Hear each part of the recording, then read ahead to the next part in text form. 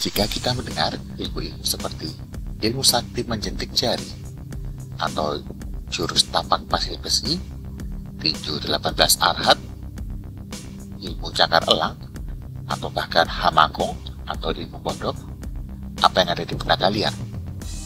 Mungkin kalian akan berpikir bahwa itu adalah ilmu-ilmu ciptaan dari Jin Yong atau Wulong. Tapi nyatanya salah. Ya, ide kreatif dari ilmu-ilmu tersebut ada jauh sebelum Jin Yong dan Wulong menulis novel-novel mereka. Kalian mau tahu siapa sebenarnya yang pertama kali menuliskan ilmu-ilmu tersebut? Simak ulasannya dalam video kali ini.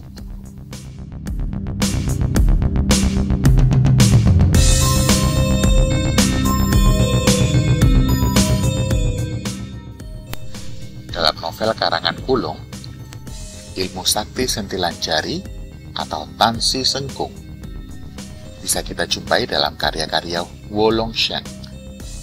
Sedangkan dalam karya-karya Liang Yusheng, Jin Yong, dan Wulong, yang dikenal adalah nama Tan Si Sentung. Bisa kita lihat perbedaannya jika Wolong Shen menggunakan nama Sengkung, penulis lain menggunakan nama Shentung. Sebenarnya bedanya hanya di maknanya. Sengkung memiliki makna keterampilan yang sudah menyerupai keterampilan para dewa.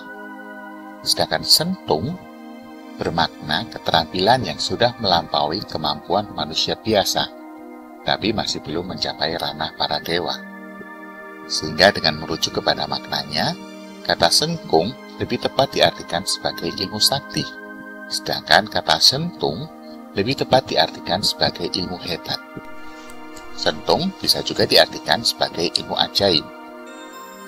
Meskipun menggunakan nama yang berbeda, namun ilmu ini sama-sama merujuk pada teknik yang sama, menembakkan tenaga dalam melalui sentilan jari, baik dengan menggunakan alat bantu seperti kerikil atau koin mata uang, ataupun dengan menembakkan energi jentikan jari langsung ke sasaran. Di jagat Wulong, penggunanya salah satunya adalah Hua Shaokun, yang dikalahkan oleh Lu Xiaofeng.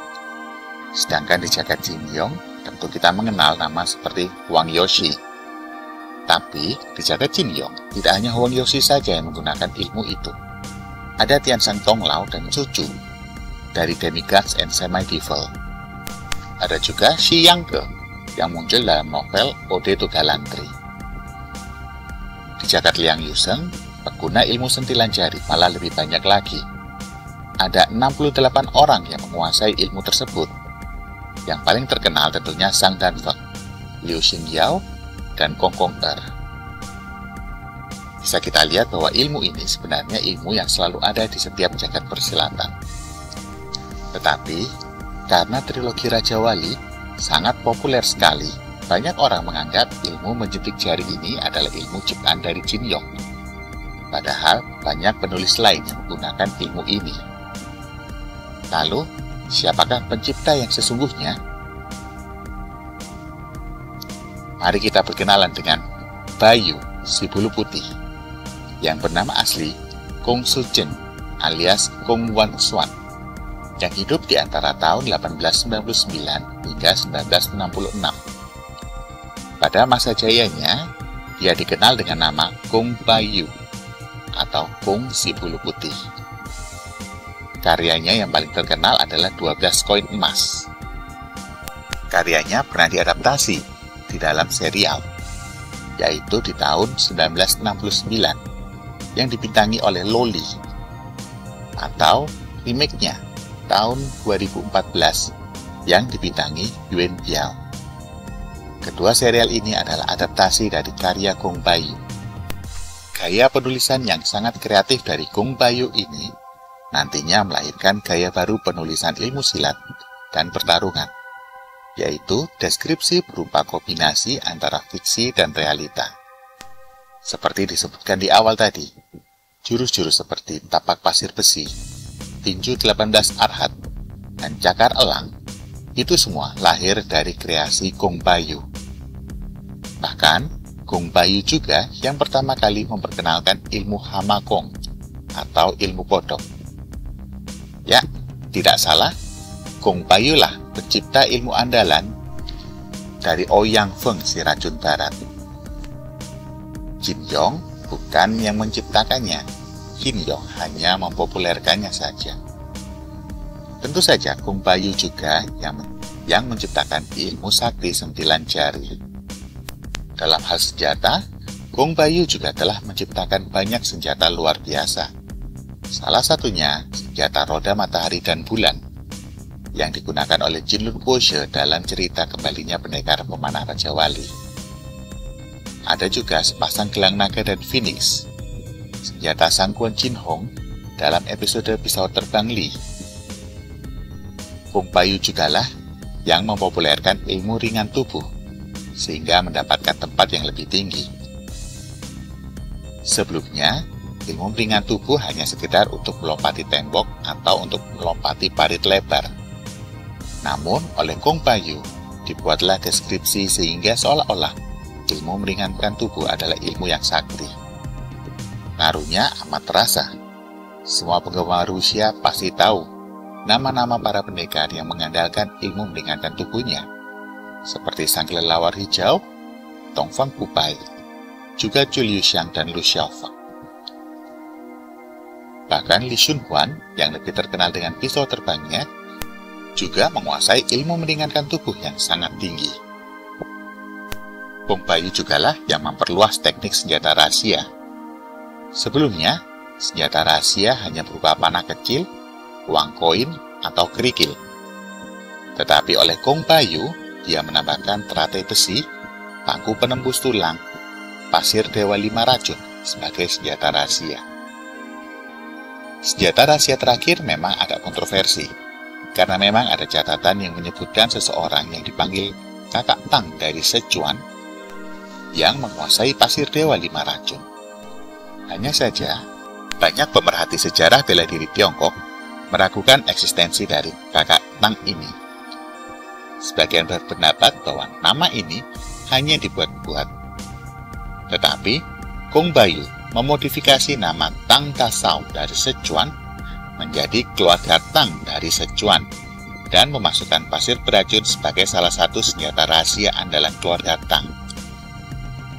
Di jagat Kulung, ilmu senjata rahasia dari keluarga Tang sangat terkenal.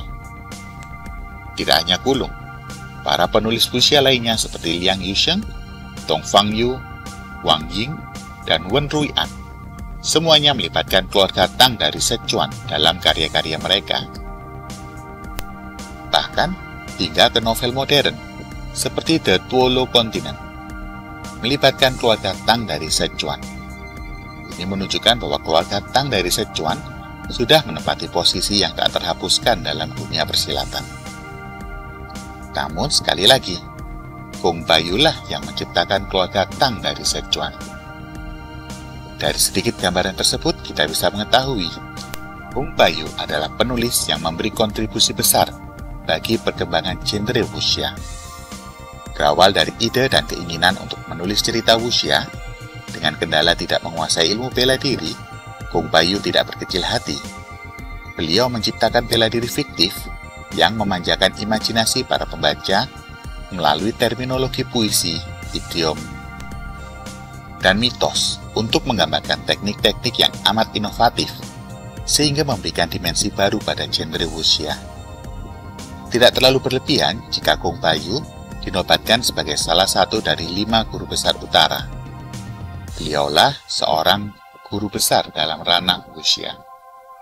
Beliaulah pencipta dari sekian banyak ilmu sakti yang kita kenal saat ini. Banyak penulis sesudah beliau yang seolah-olah berguru kepadanya sebelum mulai menuliskan karya-karya mereka di dunia persilatan. Para murid inilah yang kemudian kian mempopulerkan ilmu-ilmu ciptaan dari Kong Baiyu, seperti Jin Yong yang mempopulerkan ilmu sakti sentilan jari, yang dipopulerkan oleh Wang Youshi, karya dari Jin Yong, ataupun Hama Kong, ilmu kodok oleh Ouyang Feng dalam karya fenomenalnya Trilogi Raja Wali, atau Kulung yang mempopulerkan ilmu peringatkan tubuh dari Zhu Liuxiang dan Lu Xiaofeng. Murid-murid inilah yang nantinya juga menciptakan dan mengembangkan ilmu-ilmu sakti mereka sendiri, dengan tetap mengacu pada metode yang digunakan Kong Bayu ketika pertama kali menciptakan ilmu-ilmu saktinya. Ya, nama-nama dan penamaan ilmu silat, serta metode deskripsinya di ranah wuxia yang kita kenal sekarang, diawali oleh Kong Bayu, sang guru besar dari perguruan utara, di era 1930 hingga 1940-an. Itulah pembahasan dari Bapak Besar pencipta ilmu-ilmu silat, serta orang yang menciptakan deskripsi-deskripsi yang sangat fantastis tentang ilmu-ilmu tersebut. Terima kasih telah menonton video ini, jangan lupa untuk like dan subscribe, dan sampai jumpa di video kami yang lainnya.